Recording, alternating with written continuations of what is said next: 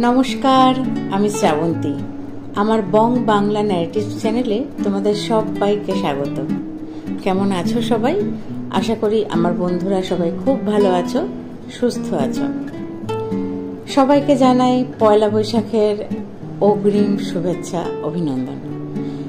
সকল বড়দের জানাই আমার বিনম্র প্রণাম এবং আমার সকল ছোট শ্রোতা বন্ধুদের জানাই অসংখ্য ভালোবাসা।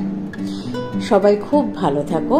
নতুন বছর আমাদের আপামর বাঙালির জীবনে আনুক শান্তি, সবার জীবন হয়ে উঠুক মঙ্গলময়। আজ তোমাদের জন্য দুটো ঘটনা নিয়ে চলে এসেছি। অনুভূতি শব্দটা অর্থ অনেক গভীর। অনুভূতি কখনো ভালো লাগার হতে পারে, কখনো বা খুব ভয়ের হতে পারে, বা কখনো মন কেমন করা অন্যরকম হতে পারে। আজকে এরকমই দুটো অদ্ভুত ঘটনা নিয়ে এসেছি। আশা করি তোমাদের আজকের দুটো ঘটনাই খুব ভালো লাগবে। তাহলে চলো একদম সময় নষ্ট না করে চটপট শুনে ফেলা যাক আজকের ঘটনা। ঘুরে আসি ভয়ের দুনিয়ায়। ঘটনাটি দেবারতী চৌধুরী ম্যাডাম লিখেছেন। উনি ওনার লেখনীতে ওনার ছাত্রীর পরিবারের সাথে ঘটে যাওয়া এক অদ্ভুত অভিজ্ঞতা শেয়ার করেছেন। উনি লিখছেন, আমি আমার ছাত্রীর অভিজ্ঞতার ঘটনা লিখছি। জানুয়ারি মাসে তারা মোট 14 জন মিলে দীঘায় বেড়াতে গেছিল। প্রতি বছর তারা একই হোটেলে থাকে, অর্থাৎ ছাত্রীরা ছুটিতে প্রতি বছরই দীঘায় ঘুরতে যায়। এবছরও তার ব্যতিক্রম হয়নি। কিন্তু অবাক কাণ্ড, হোটেলের ম্যানেজার তাদের নির্দিষ্ট রুম দিতে রাজি হয় না। হঠাৎ বলে সব বুক হয়ে গেছে। নিচ তলায় তাদের রুম ঠিক করা হয়। তখন ছাত্রীর পরিবারের সব মহিলারা বলেন, কেন আমাদের পছন্দের রুম আপনারা অন্য কাউকে বুকিং দিয়েছেন, দেখে আসি বলে মহিলারা সবাই দোতলায় চলে আসে এটাই দেখতে যে আমাদের পছন্দের রুমে কারা এসেছে। কিন্তু অবাক কাণ্ড, দোতলায় উঠে ওনারা দেখেন যে সব ঘরে তালা বন্ধ, কোনো লোকজন নেই। আশ্চর্য হয়ে সবাই নিচে চলে আসে, নিজেদের মধ্যেই আলোচনা করে ম্যানেজারের এরূপ ব্যবহারের কারণ কি। সবাই ম্যানেজারের কাছে জানতে চায়, দোতলায় তো কেউ আসেনি, তবুও আপনি মিথ্যে কথা কেন বললেন?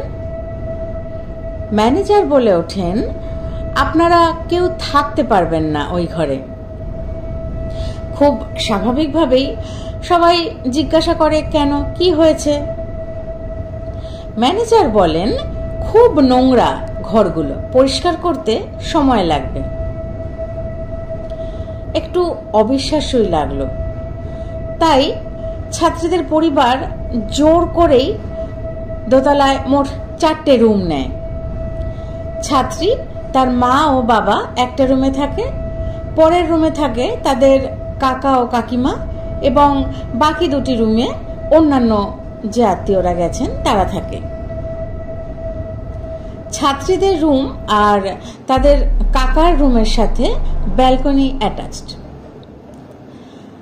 তারা রুমে ঢোকবার সময় কেমন যেন একটা নেগেটিভ অনুভূতি হচ্ছিল। শীত শীত করছিল, একটা চারিদিকে কেমন স্যাঁতস্যাঁতে ভাব। অথচ এর আগেও ওরা এতবার যে এই হোটেলে এসে উঠেছে, কোনোবার কিন্তু এরকম কোনো অনুভূতি বা ঘরের এরকম অবস্থা এর আগে ওরা পায়নি। অথচ এইবারে কেন এরকম অনুভব হচ্ছে কেউ বুঝতে পারছে না। অদ্ভুতভাবে কাকাদের ঘরেও এই একই অনুভূতি হচ্ছিল। যাই হোক, সবাই যখন রাতের খাবার ঘরেই অর্ডার করলো, সার্ভিসম্যানরা কিছুতেই দোতলায় উঠে তাদের খাবার দিতে রাজি হচ্ছিল না। অনেক বলার পর, অনেক রিকোয়েস্ট করার পর তারা কোনো রকমভাবে খাবার দিয়েই প্রায় দৌড়েই পালিয়ে গেল, সাথে জল চাইবার আর ফুরসতি হলো না। যাই হোক, খাওয়া হয়ে যাওয়ার পর যে যার ঘরে শুয়ে পড়ল। মাঝরাতের দিকে ছাত্রীটির প্রকৃতির ডাক আসে, সেই কারণে মাকে ডাকতে থাকে। কারণ বাথরুমটা ছিল রুমের মধ্যেই, কিন্তু একটা সরু মতো গলি পার হয়ে, অর্থাৎ ঘরে খাট থেকে বাথরুমটা বা বাথরুমের দরজাটা দেখা যায় না। তাই মেয়েটা একটু ভয় পেয়ে মাকে ডাকছিল, কিন্তু হাজারো ডাকা সত্ত্বেও তার মা উঠল না। মেয়েটি পরে বলেছে যে তার মায়ের ঘুম খুব পাতলা, সহজেই ভেঙে যায়, কিন্তু তাও সেদিন মায়ের ঘুম কেন ভাঙেনি ও জানে না। বাবাকেও অনেকবার ডেকেছে, কিন্তু বাবাও উঠল না। তাই একা উঠে যাওয়ার ঠিক মনে করল। এই একা উঠে যাওয়ার সময় হঠাৎ জানলার দিকে চোখ পড়ে মেয়েটি। দেখে জানলায় কে যেন দাঁড়িয়ে আছে। জানলার বাইরে এভাবে দাঁড়িয়ে থাকা তো কারোর পক্ষে সম্ভব নয়, তার কারণ ওরা তো দোতলায় আছে। যিনি দাঁড়িয়ে আছেন সেটি একটি মহিলা অবয়ব, তার কারণ তার লম্বা খোলা চুলগুলো বাতাসে খুব উড়ছে। জানলার পর্দাগুলো খুব উড়ছে, যেন মনে হচ্ছে বাইরে খুব জোরে বাতাস বইছে, ঝড় হচ্ছে। কিন্তু অদ্ভুতভাবে ওদের ঘরের জানলা কিন্তু বন্ধ ছিল। বাচ্চা মেয়েটি ভয় পেয়ে আর বাথরুমে না গিয়ে গুটিসুটি মেরে মুখ গুজে বিছানায় শুয়ে পড়ে। পরের দিন সকালে উঠে ঘটনাটি বলার পর ওরা শুনতে পায় যে ওদের কাকারাও নাকি এই একই দৃশ্য দেখেছে। ওরাও দেখতে পেয়েছে ওদের ঘরের জানলায় কে যেন দাঁড়িয়ে আছে। সবাই নিচে এসে কিছু বলতে যাবে ম্যানেজার বাবুকে, তার আগেই ম্যানেজার বলে, রাতে আপনাদের ঘুম হয়েছে? কিছু কি অনুভূতি হয়েছিল? ছাত্রীর বাবা বলেন, কেন, আপনি এই কথা কেন বলছেন? কিছু কি হয়েছে ওই ঘরে? ম্যানেজার তাড়াতাড়ি বলে ওঠে, না না, কি আর হবে, কিছু না, এমনি বললাম। এরপর ওরা হোটেল ছেড়ে দিয়ে বাড়ি ফেরবার পথ ধরে। সেই সময় চা খাওয়ার জন্য হোটেলেরই কাছাকাছি একটা দোকানে ওরা সবাই দাঁড়ায় এবং সেখানে এক স্থানীয় বাসিন্দার মুখে শোনে ওই হোটেলেই গত 7 দিন আগে এক দম্পতি উঠেছিল এবং ওরা দোতলার ওই রুমেই ছিল, যেটা বাসিন্দার বর্ণনা অনুযায়ী ছাত্রীরা বুঝতে পারে। ওই দম্পতির মধ্যে স্বামীটি বউটিকে খুন করে ফেরার হয়ে গেছে, আর তারপর থেকেই ওই রুমে আজব সব শব্দ হয়। কোনো এক মহিলাকে ওই রুমে ঘোরাফেরা করতে দেখা যায়, যার কারণে এই গত 7 দিন ধরে ওই হোটেলের মালিক, ম্যানেজার আর কাউকেই দোতলার রুমগুলো ভাড়া দিতে পারেনি। তো এই ছিল দীঘায় ঘুরতে গিয়ে পুরো পরিবারের এক ভয়ঙ্কর অনুভূতির ঘটনা। সত্যি বারবার করে এই কথাটা বলতেই হয়, যাদের সাথে ঘটনা ঘটে তারাই বোধহয় এর মর্ম প্রকৃত রূপে উপলব্ধি করতে পারে। আর না হলে অনেকেরই মনে হতে পারে মাঝরাতে হয়তো মেয়েটি ভুল দেখেছে বা ও ভয় পাচ্ছিল দেখে জানলার পর্দাটাকেই ও কোনো অবয়ব ভেবেছে। অনেকে অনেক রকম ব্যাখ্যা দিতে পারে। কোনো ব্যাখ্যাকেই ভুল প্রমাণ করার আমার কোনোই উদ্দেশ্য নেই। ঘটনা যে যেভাবে নিতে চান সে সেভাবেই নিতে পারেন। যাই হোক, অদ্ভুত সুন্দর লেগেছে আমার ঘটনাটি, তাই তোমাদের সবার সাথে শেয়ার করলাম। এবার সরাসরি চলে যাব আজকে দ্বিতীয় ঘটনায়। দ্বিতীয় ঘটনাটি এরকমই আরেকটি অদ্ভুত অনুভূতির ঘটনা। চলো শুনে ফেলি দ্বিতীয় ঘটনাটি। ঘটনাটি যিনি শেয়ার করেছেন তিনি লিখছেন, ঘটনাটি আমার পুত্রের সাথে ঘটা একটি সত্য ঘটনা। গত ৩রা এপ্রিল আমাদের পাড়ার এক পাড়াতুত কাকার মৃত্যু হয়। খুবই ঘনিষ্ঠ প্রতিবেশী ছিল আমাদের। সন্ধেবেলায় ভদ্রলোকের মৃত্যু হয়। অনাত্মীয় হলেও আমাদের পরিবারের সাথে খুবই ঘনিষ্ঠ ছিলেন ওনারা। গত বেশ কয়েক মাস ধরে ক্যান্সারে ভুগছিলেন ভদ্রলোক। মৃত্যুর সাথে সাথেই খবর পেয়ে আমি সপরিবারে ওনার বাড়িতে চলে যাই।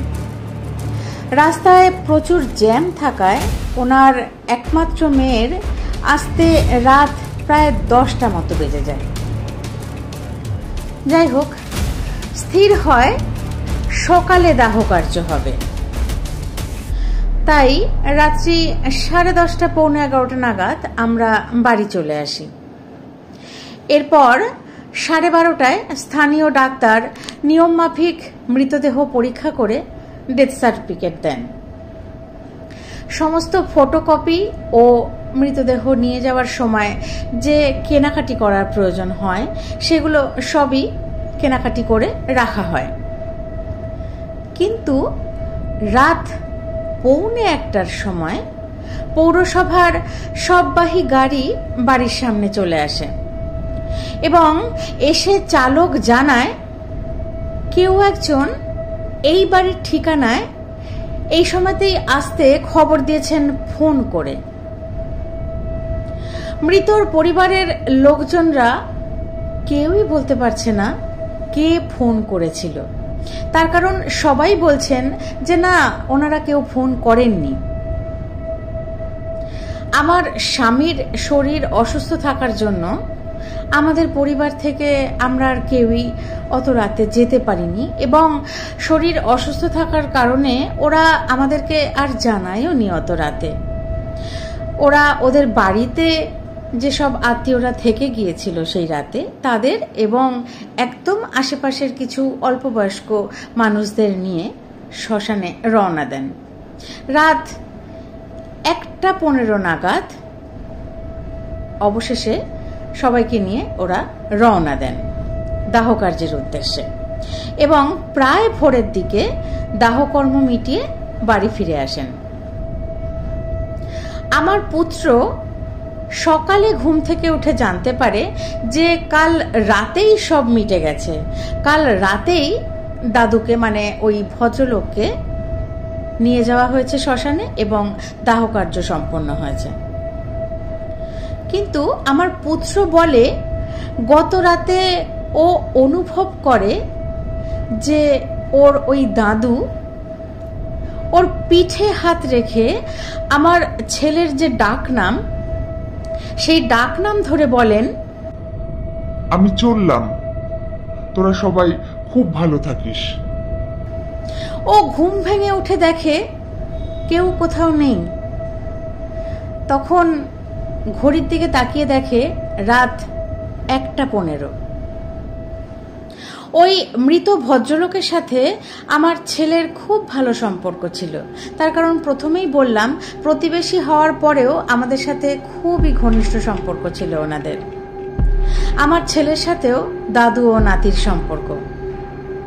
ও কিন্তু কাল রাতে একটু ভয় পায়নি বলেই আমাদের কাউকে কিন্তু রাতে ডাকেওনি, আজ সকালে জানিয়েছে সব ব্যাপারটা।